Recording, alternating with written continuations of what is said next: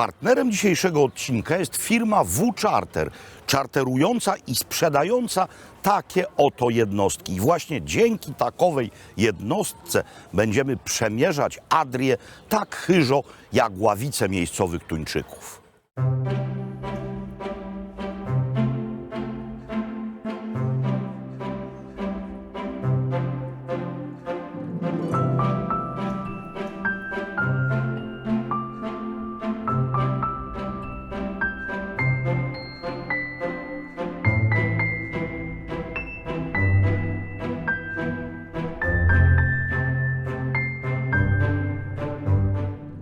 Zeszłego roku pod koniec wakacji ostatnie ujęcia dalmatyńskie nakręciliśmy właśnie tutaj, w Trogirze, po drodze z Pelieżca do Polski.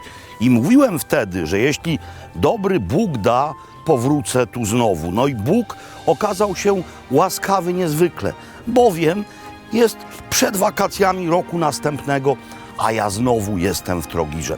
Wszakże tym razem zupełnie inny środek transportu.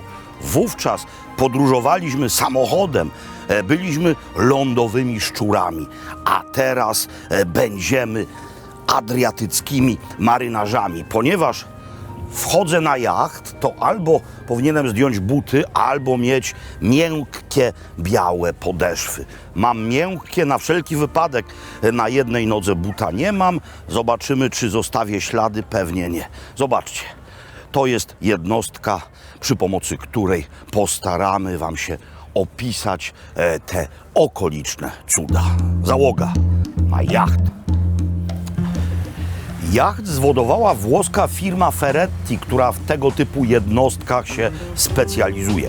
Akurat ten egzemplarz nazywa się Betty, tak jak żona Maria, owego zacnego człowieka, dzięki którego pracy słyszycie to, co mówię. Jednostka made in Italy, ale zupełnie inne bandery powiewają na maszcie. No przede wszystkim Polska, ponieważ jacht jest zarejestrowany w Polsce. No i druga to bandera chorwacka, ponieważ pływamy po chorwackich wodach. Jeszcze nie zdecydowaliśmy, gdzie płyniemy. Tych możliwości jest bardzo dużo. Jak wiecie, dalmatyńskie wybrzeże jest niezwykle urozmaicone i nawet gdybyśmy się nie trzymali stałego lądu, lecz tylko samych wysp, to w zasięgu niespiesznej, kilkugodzinnej podróży mamy na przykład Chwar, Bracz czy też Szoltę. No więc za chwilę ustalimy, gdzie płyniemy, zresztą pokażę wam cały jacht, opowiem wam, co na nim robić, a również co robić, jak się z tego jachtu zejdzie. No ale teraz konkluzja najważniejsza. Przede wszystkim można tutaj nie robić nic i tylko siedzieć i po prostu się gapić, ponieważ to jest jak fotoplastiką, to jest absolutny cud. Żegnamy Trogir i co widzimy? Dawną wenecką twierdzę, a konkretnie rzecz biorąc to, co z niej zostało.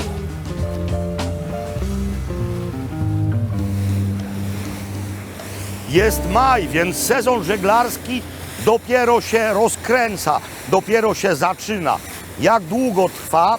No, do końca października zupełnie śmiało, czasami nawet do połowy listopada. Zresztą jesienią pogoda jest bardziej stabilna. W maju może być cudownie, tak jak dzisiaj, ale mogą przyjść nagłe deszcze. Natomiast wrzesień, październik, nagrzana po całym sezonie woda i pogoda przewidywalna.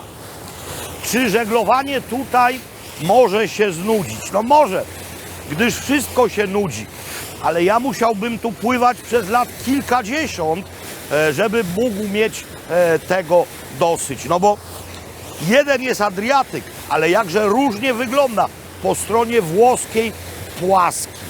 Po tej stronie ponad 1000 wysp i wysepek. Jedna z najbardziej urozmaiconych linii brzegowych w Europie. No więc teatrum się dzieje. Tak jak powiedziałem wcześniej, kalejdoskop, kino oko, Jadran, Dalmacja. Jednostka ma 2 dwuosobowe sypialnie, no więc nie jest ona tak ogromna jak Yamato albo też Bismarck. No i w związku z tym, pływając nią, nie czuję się jak Berlusconi albo Abramowicz. No i to jest dobre uczucie. Jest jeszcze jedna dodatkowa sypialnia. Tutaj w pokoju dziennym można ten stół opuścić w dół, na nim położyć materacę i mamy dodatkowe dwuosobowe leże. Z niego korzysta nasza załoga, bo poza nami ta załoga jest jednoosobowa. To jest mianowicie nasz kapitan, nasz skipper Nikola. Nikola, reci malo tamo za ljudi do kameru. Živjeli, pozdravlja. Gdje smo su? Sada smo u kanalu, u Šoltanskom kanalu, između Šolte i otoka Čiovu. Da. I idemo u Stomorsku, malo mjesto na otoku Šolti da uberemo ruzmarin. Ekstra, super. Da imamo za hranu i piće. Super, a reci mi još molim te motory. Koliko konja? 2 motory su. Tako, ovo je brod Ferretti Da. 450 beti. Ima 2 motora Kamisa 550 konja. Novi brod. Jedan, svaki Dva. motor, Svaki, svaki ima 550. Svaki 550. Oj. I još šta je dobro, kod ovog broda ima IPS Da, i stabilizator Seakeeper. Tako da smo jako dobri na moru. super. I smo sigurni u twoim rucima. Jako sigurni. Widzicie Państwo, jak nas tutaj nie zaatakują włoscy ludzie, żaby, to wszystko będzie ok. Znači tamo je Split, da? Tako je, tamo je Split. A gdje je Biokovo? Biokovo dole vidiš visoke planine, Da. pravo dole. A Tu imamo otok Brač. A, to je Brač, da, točno. Iz Splita do Brača je 20 minuta trajektom, 30 možda. Oko pola sata Oko traje. pola sata, da. A ovo je otok? To je otok Šolta. A, to je Šolta. To je dobro. Šolta. Okidok. A gdje su Dupine? A gledamo, tražimo ih. Gledamo, ok. Imamo velike šanse da naiđemo. da. Velike šanse. Bo- Kad idemo u sezonu nema još puno brodova. Aha. I onda su delfini slobodni. Tu ih bude svugdje. A u ljetu kako je puno brodova nema idu ih. duboko. Idu duboko, okej.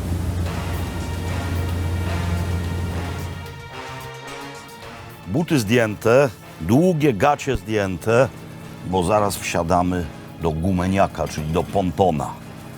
Świeże zioła są potrzebne do gotowania. Zobaczcie, platforma schodzi w dół. Dobra, ile ma woda? No ma z 20 stopni maksimum, ale dzięki temu nie trzeba tego zrzucać.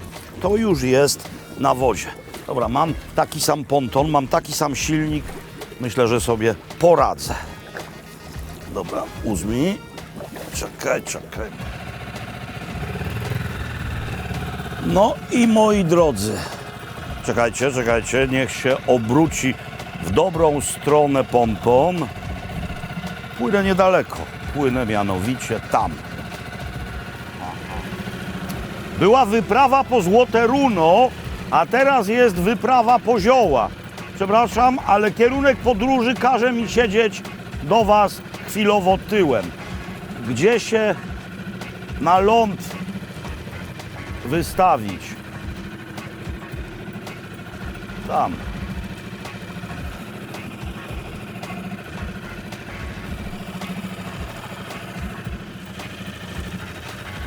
Plon tej wyprawy skromny, ale zupełnie wystarczający jak na to, czego nam potrzeba. A potrzeba nam wyłącznie troszeczkę rozmarynu. Dobra, zaplątałem się tu w coś, ale już się odplątuję.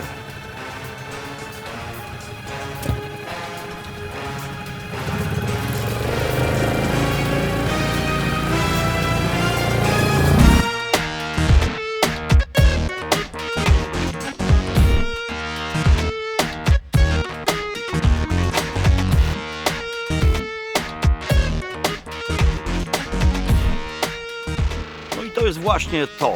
Mój ponton znacznie dłuższy, stabilniejszy, a tutaj siadłem na skrajnej pozycji, odkręciłem gaz i ponton mnie przykrył.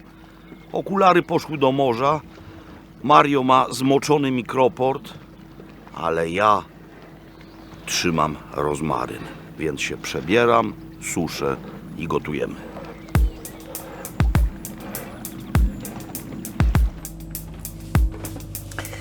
Rytuał tutejszego pływania polega również na tym, a może dla niektórych przede wszystkim na tym, że się po południu albo wieczorem dobija do mariny i w tej marinie idzie na kolację. Ale jak się cały dzień pływa, to przecież i na jachcie można gotować. No więc chcę Wam pokazać, jak wygląda miejscowy kambus, czyli jachtowa kuchnia. No jest to rzecz dość wypasiona. Mamy piekarnik, mamy 4 elektryczne palniki, mamy mini zmywareczkę tutaj, no i jest nawet zlewozmywak.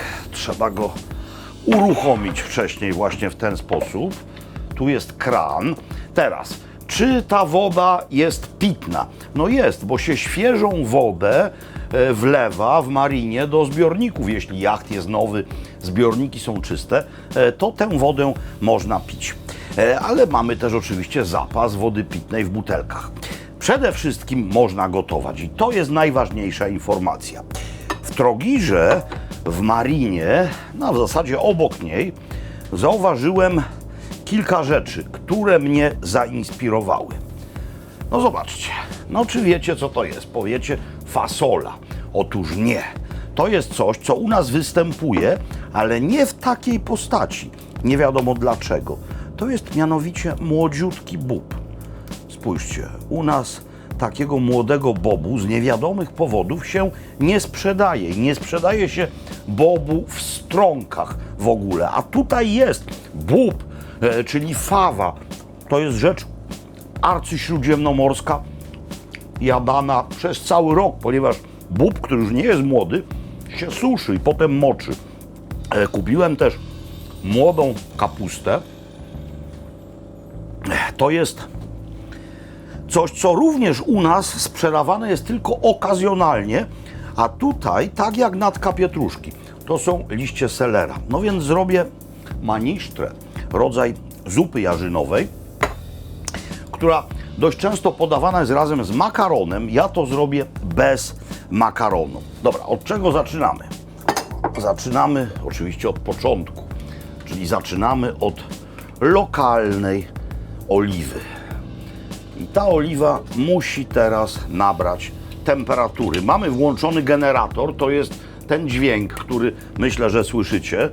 Chyba że Mario go całkowicie wytnie, ale myślę, że słychać takie buczenie i dzięki temu możemy gotować na prądzie. Naść dajemy tutaj czadu. Nagrzewa się. Oliwa pachnie. Teraz panceta. Oczywiście, jeśli nie jecie mięsa, możecie ten składnik całkowicie pominąć, ale on jest bardzo ważny dla dalmatyńskiej i w ogóle śródziemnomorskiej kuchni, czyli boczek, który jest suszony, a wcześniej lekko nasolony, pokrojony w kosteczkę. I teraz czekamy, aż to zacznie się smażyć. Będziemy ten dźwięk słyszeć. Mam nadzieję, że smażenie pancety przedrze się przez dźwięk generatora. Jestem niezwykle ożywiony po tej niespodziewanej kąpieli. No woda nie jest bardzo ciepła, ale powiem Wam, że już w zimniejszych akwenach się kąpałem niż w Adriatyku w maju. W każdym razie trochę gorąca w ustach nie zawadzi, a temperatury daniu nada peperoncino, 2 ostre papryczki, liute papricice. Trzeba je zgnieść dłońmi i potem uważać, by sobie nie zatrzeć oczu. O, to już bardzo pięknie łapie temperaturę. Więc kolejne 2 rzeczy, mianowicie czosnek i drobno posiekana cebula. To wszystko znajdzie się w środku. I teraz dodamy tutaj jeszcze skórę z pancety i muszę zacząć siekać to, czyli liście selera. I to wszystko jeszcze, zanim zacznie się gotować, będzie się dusić w oliwie. Liście selera dodają zupom jarzynowym kapitalnego smaku. Owszem, u nas czasami można kupić seler z nieobciętymi liśćmi, ale to się naprawdę rzadko zdarza. W zasadzie w ogóle tego bogactwa z selerowych liści nie wykorzystujemy, a szkoda. Dobra, to się chwilę poddusi. Gdyby tutaj była natka pietruszki, panceta, czosnek, to by się nazywało peszt. Tak Chorwaci na coś takiego mówią. I teraz, już teraz, kapusta. Jak ją posiekamy, to wszystko będzie posiekane dość grubo.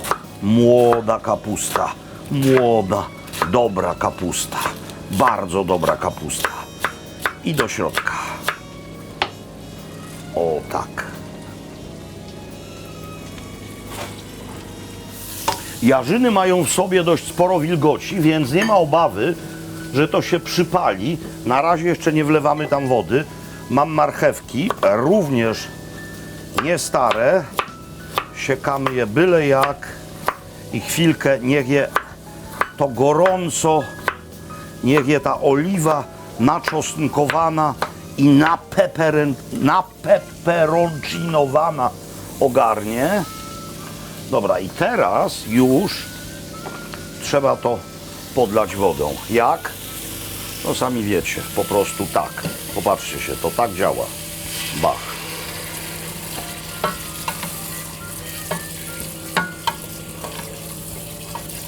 Ponieważ to jest prąd, a garnek jest od spodu mokry, bo wsadziłem go do zlewu, więc trzeba garnek wytrzeć. Dobra, i to się zacznie gotować, więc mamy czas, by się na spoksie zająć mladim bobem. Są ucięte te końcóweczki, które mogą być włókniste. Trzeba to pokroić tak, by dało się to łyżką nabrać. Jezu, jakie to jest cudo. Dlaczegoż to u nas tak bobu nie można kupić w Stronkach?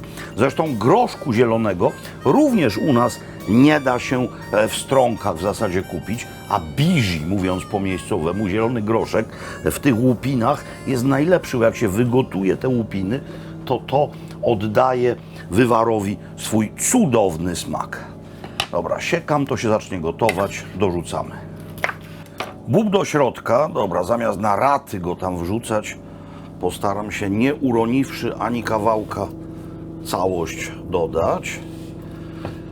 I już tylko parę rzeczy. Mianowicie, zaraz dodam do tego trochę pomidorów, ale pod postacią pomidorowego koncentratu. No i dodam tam rozmaryn. Pamiętajcie, że ten mój rozmaryn, poprzez to, co przed chwilą mi się przydarzyło, jest słony, bo jest wprost z morza, ale to niczego nie zmienia. No, wystarczy, że mniej zupę posolę. Te igiełki można lekko tutaj nożem ponacinać i tyle rozmarynu wystarczy. No i co? No i na razie nic więcej. Na razie tylko pokrywka i czekamy, aż się zagotuje. To jest wyspa Szolta, jakże złączona z naszą historią. No po pierwsze, to na niej spędzał wakacje Krzysztof Kamil Baczyński. Po drugie, to u jej brzegów ja wypieprzyłem się na pontonie. Ale teraz jesteśmy na górnym pokładzie. Górny pokład służy do tego, by zasiadać tutaj za sterem, kiedy jest ładna pogoda, no bo można to robić albo ze środka, albo stąd, więc tu jest stanowisko operacyjne, ale też można tutaj po prostu jeść, ale można też gotować. Tu jest stół, tutaj można spożywać posiłki, a w tym miejscu mamy co? No grill. elektryczny. A ja potrzebuję tenże grill, by zrobić po prostu grzanki. Białe pieczywo, które musi być chrupiące z obu stron i musi złapać temperaturę.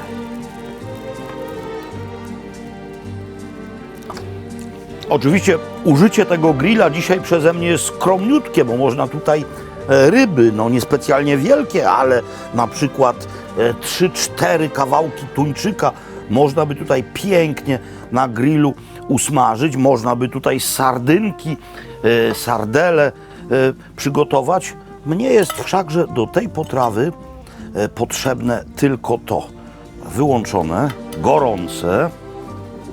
I teraz ząbki czosnku, które trzeba tak właśnie przygotować wcześniej, czyli tak je nożem naciąć i tym czosnkiem gorący jeszcze chleb natrzeć.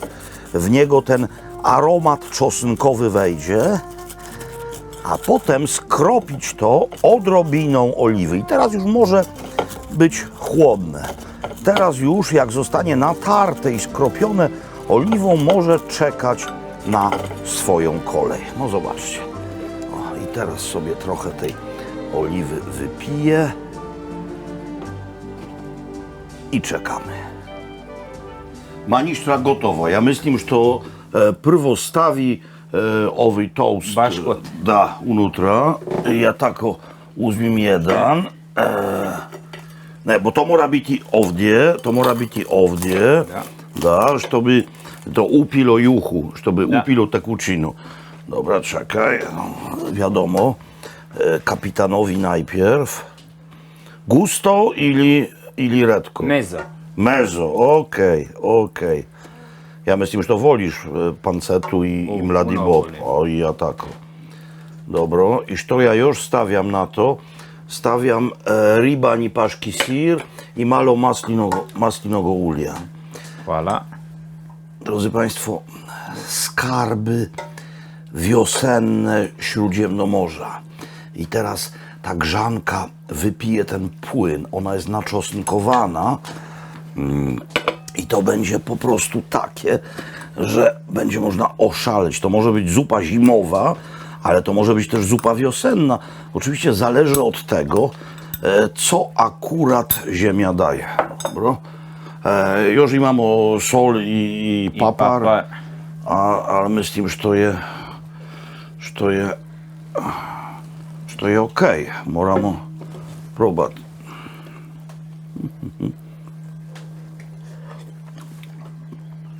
Za mene je fino. Što misliš? Odlično, super. Dobro je. Nisu povrće prokuhane. Taman, super. Nisu pokuhane, je malo ljuto, tako kao ja. Nije puno ljuto. Nie puno, malo, Nije puno. malo. Naprawdę obłędna rzecz. Historia tych okularów jest od dzisiaj również historią Adriatyku. Były na mniej więcej 3-4 metrach. Wskoczyli do wody Nikola i Andrzej, a woda nie jest bardzo ciepła, raczej kołobrzeg latem. Andrzej wypatrzył, Nikola zanurkował i oto są, ale przejrzystość wody 3 metry i widzimy, co jest na dnie. Takie rzeczy to tylko wiadranie. Po mojej prawej ręce mamy split. Za mną masyw górski Mosor. Obok jeszcze wyższy, to Biokowo. Pod nim rozlokowała się Makarska. Gdzie płyniemy? No nie wiem tego dokładnie. Wie to ów dżentelmen, który pewnymi dłońmi trzyma koło sterowe i wozi nas bezbłędnie. Nikola. to tylko jeden maleńki fragmencik tej podróży, który musieliśmy przebyć na 4 kołach. Ale jakże tu nie przyjąć zaproszenia do rodzinnego domu naszego morskiego szefa. Staro Selo Jesenice. Tak się to miejsce nazywa. I zobaczcie, jak wygląda. Cudo, cudo. Gore bude još bolje. To gleda kao grad, Pogledaj kao tvrđava. koliko su stari zidali kamen da bi dobili gore 20-30 kvadrata. Pogledaj koliki zid. Da, nevjerovatno. Je li to konoba? Konoba, naša konoba. I tu čuvamo naša blaga. Da, pršuta, one nisu još gotove. Ne, ovo su tek došli, sad ima mjesec dana, budu spremni do godine poslije sezone. A to za pola godine bude spremno. To je vino, a to je... Tu imamo vino, Da. to je bačva, prvo se čuva tu, 2-3 mjeseca, onda se pretoči tu da bude bistro. A gdje je maslinovo ulje? A tu imamo maslinovo ulje. Znači je sve. Poslije budeš dobio za Zobaczcie moje państwo. domaće ulje. Super, czyli wszystko, czego prawdziwy dalmatyniec potrzebuje. Prszuty, wino i oliwa. Za chwilę będziemy tego próbować. Za takie widoki turyści płacą miliony, a to jest po prostu widok z rodzinnego domu Nikoli. No i obitylu kompletu, czyli rodzina w komplecie. Rodzice naszego dzielnego marynarza, Mirjana i Iwan. I samo dalmatyńską hraną Tak, mamy właśnie. tu. Drodzy Państwo, no klasyczny poczęstunek, czyli ten pryszut, który tam wisiał. Tu jest suszona karkówka, ser, tu jest ser miękki, kapary, inczuny, slana riba, mamy orzechy i wino i mamo. Vino. Tako je, Wasze. tako je, naše doma. Tko radi? Otac ili sin radi wino? Mama. Mama! Mama. Žensko vino, ja to volim. Hvala vam puno za poziv. To je za nas mirakul čisti.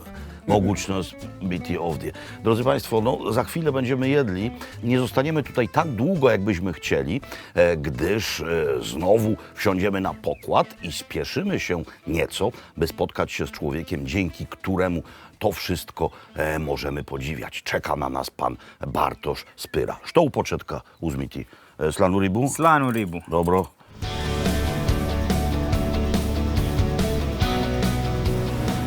To naprawdę nieźle popylał. Jacht rozpędza się do prędkości 30 węzłów, czyli ponad 50 km na godzinę. I nawet jeśli jest potwornie gorąco, jak się siądzie tutaj, to mamy naturalne chłodzenie. No teraz potwornie gorąco nie jest w dwójnasób, ale za to łapie się całym organizmem ową słoną adriatycką bryzę. A tam koledzy na samym żaglu.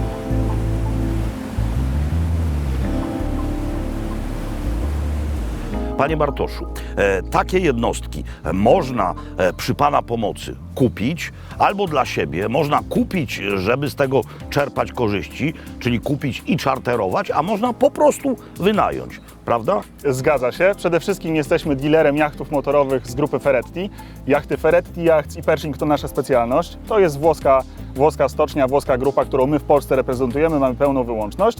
Po drugie, to co Pan wskazał, czyli czarter. Można jachty u nas wyczarterować. Mamy bazę w Chorwacji, tutaj właśnie w Marinie Frapa w Rogoźnicy, mamy bazę na Majorce i mamy bazę we Francji, a w połączeniu tego wszystkiego daje nam to dosyć ciekawy produkt inwestycyjny, to znaczy jacht można u nas nabyć i można go później czarterować klientom czarterowym. Również za Waszym pośrednictwem. Jak najbardziej. Mamy tutaj, można powiedzieć, wyłączność. Jesteśmy sprzedawcą jachtów, operatorem i prowadzimy również flotę czarterową. Także można powiedzieć dobro takie przyjemne z pożytecznym. To znaczy luksusowe dobro, z którego korzystamy posiadając je sami, a gdy jacht stoi, to tak naprawdę nie stoi, bo pływa z klientami czarterowymi. No więc widzicie, być może nie wiedzieliście, ale w osobie pana Bartosza mamy zarówno sklep z jachtami, mamy pośrednictwo w wynajmie jachtów, a mamy również interes, kupujemy i go potem wynajmujemy. Zatem w sprawie jachtów walcie jak w dym. Dziękuję raz jeszcze, to były niezapomniane chwile. Bardzo się cieszę z tego powodu. Dalmacja niezwykle pięknie pachnie i im jest cieplej, ten zapach staje się intensywniejszy, ale i teraz on unosi się w powietrzu. To jedyne w swoim rodzaju połączenie zapachu morza, zapachu pini, zapachu rozmarynu, tymianku, szałwi. To wszystko niezwykle skoncentrowane sprawia po paru dniach, że przyjmujemy to jako coś normalnego. Oswajamy się z tym, a potem opuszczamy ten rejon świata i czegoś w nozdrzach nam brakuje. A kiedy znowu tu przyjeżdżamy, nawet gdybyśmy mieli związane oczy, wystarczy wciągnąć nosem powietrze i od razu wiemy, gdzie jesteśmy. Aha! Jesteśmy tu właśnie. Wpłynęliśmy na wody archipelagu, a w zasadzie archipelaszku, no bo nie jest to wielkie, archipelagu wysp Pakleni Otoci. Jachty już są zwiedzione niezawodnym instynktem, ale w sezonie, w jego szczycie tych jachtów jest tutaj znacznie więcej. Dlaczego? No bo ważne jest w tym wypadku nie tylko to, co dookoła, ale przede wszystkim to, co na brzegu. To są mianowicie restauracje. Restauracje dostępne z morza. Bardzo często urządzają tu knajpy w środku niemal niczego, na malutkiej wysepce, gdzie nawet nie ma prądu, działa tylko generator. I podają to, co się wyłowi z morza i to, co rośnie. No i tak właśnie to wygląda. Zobaczcie teraz, bo w sezonie często trzeba czekać, żeby przy stoliku zwolniło się miejsce. No i dopływać do takiej restauracji pontonem. Uważnie, pamiętajcie, nie wolno manetki z gazem otwierać na maksimum. Szukajcie, a znajdziecie, jak powiadają mądrzy. Tak, tutaj jest otwarte. Zatem co robimy? Rzucamy kotwicę, na pontonie już dzisiaj nie chce się znaleźć. Oni po nas przypłyną. Dzień dobry! Byliście tam?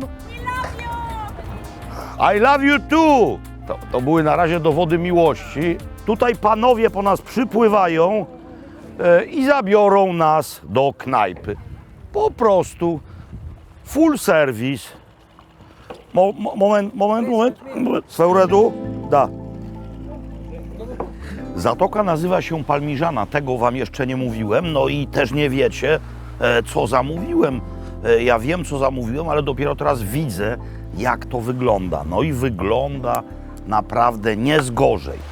Oczywiście można tutaj zamówić mięso, no ale po co tutaj zamawiać mięso, skoro to, co się zamawia, z tych wód powinno pochodzić. Więc dwie ryby, takie same, to są piotrosze. Jeden duży, drugi mały. Na razie tylko wam pokażę, ale i sam zobaczę, jak jest tu pieczone. Zobaczcie, jak idealnie bielutkie, ale jeszcze tutaj ważne jest, byście i to zobaczyli. Domowa oliwa. Jak sobie to nałożymy na talerz, to właśnie ta biel z tym złotem powinna być złączona. Tutaj obok mniejszego piotrosza mamy langustynki, czyli szkampi. Mamy dodatki jarzynowe, mianowicie blitwę z ziemniakami i coś, co jest miejscową inwencją, mówię o tym lokalu, bo wcale się tego często w Dalmacji nie spotyka. To jest mianowicie cukinia duszona i razem z parmezanem na krótko wstawiona do pieca. A to są ravioli. Pierogi o nadzieniu jakim? O nadzieniu rybnym.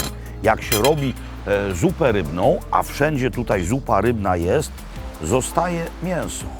I potem to mięso wykorzystuje się jako farsz. Widzicie? Bielutkie wnętrze. No, muszę to zamoczyć w sosie. Ja to robię szybko, dlatego że no nie tylko Nikola tu będzie z nami jadł, ale też cała ekipa i Andrzejek biedny trzyma kamerę, a przecież za chwilę będziemy to wszystko jedli, więc już błysk. Jezu, jakie dobre. Ekstraktywny rybny sos, czosnek, pietruszka, oliwa, wino, ser, ciasto aksamitne. Świetne, po prostu świetne. Dobra. Nikola, Uzmimo, Andrzejku, odstawiaj kamerę. Dzieci drogie, do stołu. Jemy. Ajde. Daje, są fantastyczne. Są fantastyczne. Kiedy wspominałem o Abramowiczu albo też Berlusconim, to właśnie coś takiego miałem na myśli. To nie jest Queen Mary, to nie jest Batory. No, nie jest, bo Batory już poszedł na żyletki, ale rozmiarowo nie jest, choć może tak wyglądać. To nawet nie jest cruiser, to jest naprawdę jacht. Nasza jednostka nieco skromniejsza, ale również bardzo godna. I takich jednostek, wszystko jedno, czy gigantycznych, czy też mniejszych, w tym miejscu spotkacie o każdej porze roku bez liku.